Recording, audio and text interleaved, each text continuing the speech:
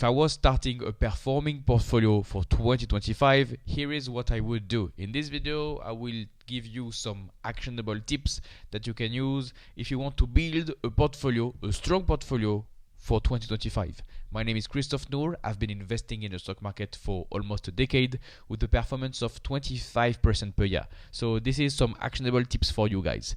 The first tip is to focus on high quality stocks. We are in an environment as of end of 2024 and 2025 where the US is getting all the inflows. So where will the inflows of money be for 2025?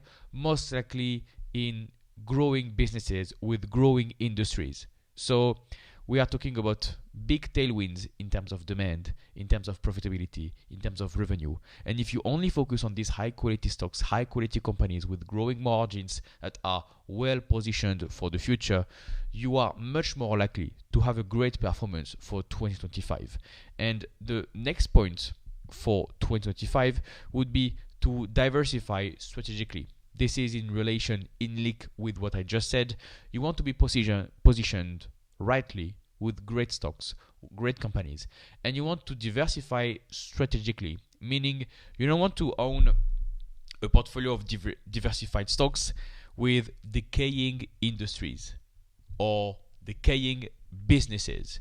If you want to bet on a cheap business, don't invest in Intel, for example.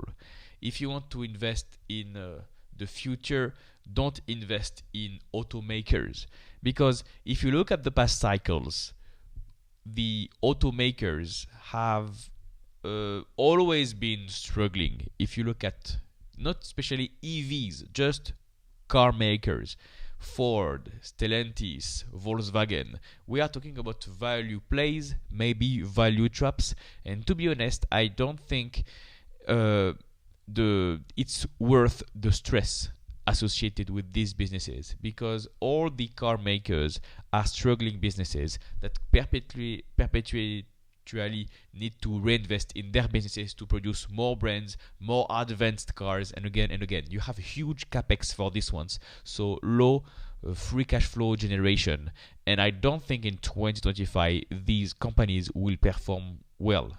They have a lot of mistakes.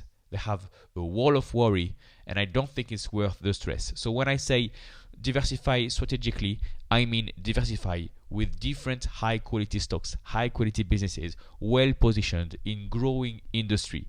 For example, for 2025, the growing industries most likely will be something related to AI, related to tech, related to the US, not related to China, for example, not related to Europe. If I had to build a portfolio for 2025, it is very likely that US stocks will continue because of large demand. If I look at plenty of businesses now in the US, they continue to have limited supply and a lot of demand, especially for tech. So it is very likely. I can be wrong. Maybe I'm completely wrong on this one, but that would be how I would build my portfolio. The third point would be to set clear financial goals. When you build your portfolio, ask yourself what would be your desired annual return for 2025 or 2026 future years, and what would be your risk tolerance. If you are somebody with a large tolerance for risk, you will be okay if the stock dropped 30%, 50%, because you will buy more. Like, it's okay. Some people can't handle the stress. Some people can't handle the anxiety when one of your stock that you just bought is selling off 20%, 30% in 1 month.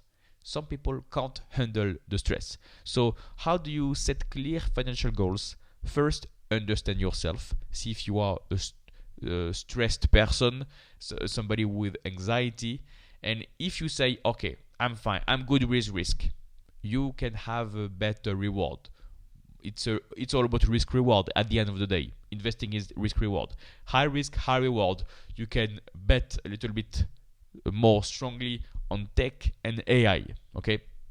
If you are on the underside of the cone and you want a safe investment, You don't want to go to shoot for the stars of 20% per year, but you are fine with 8, 10, 12% per year.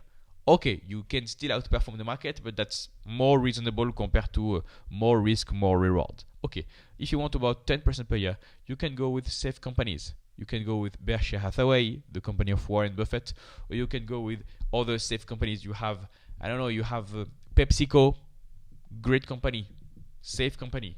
You have tobacco companies will continue to generate some good free cash flow, good performers, and they don't rely on AI or tech or recessions. People will continue to use their products. You see, you have this differentiation between safe companies that people will keep buying if we enter a recession, nobody knows, and you have tech-driven AI companies that are the first to be hit if we have a recession.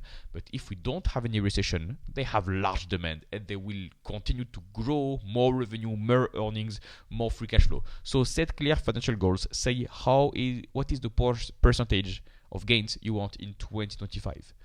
On average, maybe you want 15%. So you want something reasonable, strong performance, and you don't want too many risks. You don't want too much risks. Maybe it depends. Know yourself. If you want to achieve a 60% annual return, I can't help you do that. That's too much for my expertise. So maybe you have to go niche and high risk, high reward. So yeah, see what you want to get in the stock market. At the end of the day, you get what you want. By the way, if you're looking for a complete framework to analyze stocks and build a strong portfolio, I have a coaching program. More on that at the end of the video. The point after this is valuation discipline. If I was to start a portfolio for 2025, I would be very, very cautious about valuation. As you may know, the US market is quite expensive right now for good reasons, because it is better positioned when it comes to growing industries, tech, AI. So more growth is expected, so more valuation. But I won't be too extreme when it comes to price paid. I won't go and buy a stock with a PE of 50. I won't go and buy with a PE of 45, 40. That would be too expensive. Know what you want. If you want to buy high growth, exploding businesses, maybe you want to buy stocks at a higher valuation. But that would not be my recommendation. If I was to start a portfolio for 2025, I want to start with a low valuation. So that is very tricky either way.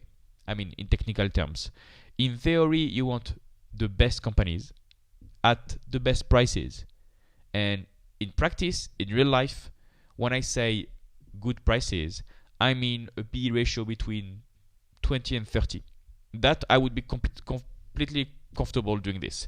So great businesses with a PE around 20, 25, 28, 30. I won't go to two extreme levels, but that would be the way I see it. Valuation has a huge impact on your returns. If you buy a stock and the PE goes from 10 to 30, that's a 3x. If you check Warren Buffett's investment in Apple, Warren Buffett bought Apple in 2016 when the PE ratio for Apple was 10. And now it's at 30, 40. So yes, the stock is going up and the returns are amazing. Just know your limitations. Buying a stock with a PE ratio of 60 is a very safe way of losing money, because you need the growth to continue to accelerate. You have a lot of things that need to go right to continue to have this high valuation. So play safe, be conservative, be comfortable. And for me, I don't want to buy a PE ratio above 30, 35. Yeah, that's in my range. That's my zone between 0 and 30. That's my zone. Depending on your risk tolerance, maybe it will change for you, but that's how I would do it. And the last point is monitor regularly. 2025, like all the years, are years of uncertainty. All the years are like this. There is not one year where we said, oh, there is no uncertainty, everything will go smoothly. Now that you have a new president in the US, you remember what happened when Donald Trump tweeted a lot of things and threatened a lot of people on Twitter, and this had an impact on the markets. You remember maybe the trade war versus China, and you remember that in 2018 some stocks collapsed, some stocks went down, the Nasdaq went down because of tweets. You will have more volatility in 2025. In 2023, 2024, things went smoothly because of large earnings growth. Okay, what about 2025? Maybe we will get an amazing 2025. I hope we all make money, but I don't want to take too much risk. So monitor what is happening, and if the story changes for your stock, maybe it's time to reevaluate your investment. So how I would do it: buy quality stocks, diversify strategically with winning businesses, winning industries, set a clear financial goal, don't buy stuff at too high a price, and monitor what is happening. If the investment thesis is still valid over time. That would be how I would do the portfolio for 2025. If you like this content, I have an investing coaching program. In this program, you will learn a complete investing process. You will learn how to find good stock ideas, how to properly value stocks, when to buy, when to sell, so that you can build a strong portfolio with great companies. Additionally, in this coaching program, you will have access to my personalized guidance for long-term results. We will do weekly calls where we analyze stocks together, and you will have access to my private number available 24/7 for full support. If you have any questions, I'm here to help. Click the first link in the description below to get more information. You will get a short video that explains how everything works completely for free. No need for your mail address. Just click the first link in the description and I'll see you on the other side.